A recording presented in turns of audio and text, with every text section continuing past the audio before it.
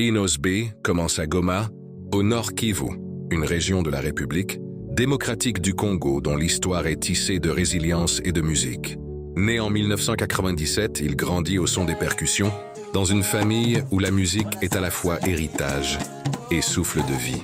Dès l'âge de 6 ans, Inos B n'est plus un simple spectateur. Il rejoint ses frères au sein du groupe familial, Maisha Soul. Là, le jeune prodige, maniant le djembé avec une maturité étonnante, apprend à fusionner les chants spirituels de sa mère et les rythmes complexes de la rumba et du ndombolo. C'est le début d'une vocation, une étoile qui s'allume discrètement. Le tremplin américain et l'éveil du leader. Le tournant survient en 2010.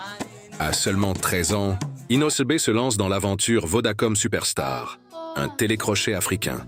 Avec une énergie débordante et une voix perçante, il captive le jury et le public. Il remporte la compétition et, comme prix ultime, a l'opportunité de collaborer avec la superstar américaine Akon. Cette collaboration est une déflagration. Le petit garçon de Goma se retrouve propulsé sous les projecteurs internationaux. C'est le véritable lancement de sa carrière solo. Il sort des titres, mais surtout il forge sa propre identité musicale. L'Afro-Congo, le style d'une nouvelle génération.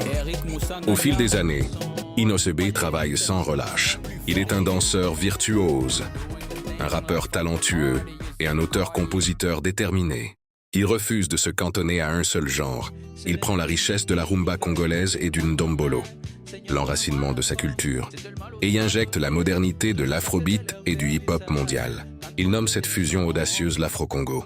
Ce style devient le manifeste d'une jeunesse africaine connectée, fière de ses racines et tournée vers l'avenir.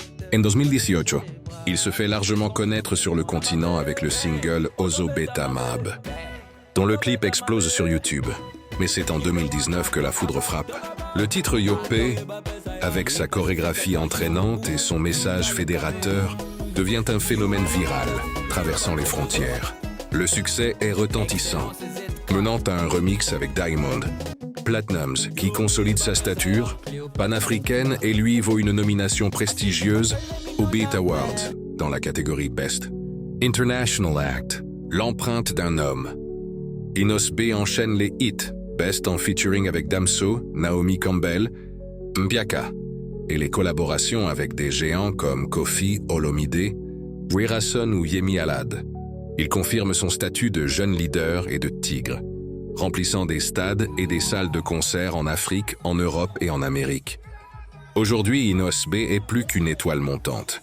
Il est une référence, l'incarnation de la façon dont le talent brut, le travail acharné et la fierté culturelle peuvent transformer un enfant de Goma en icône mondiale de la musique urbaine africaine.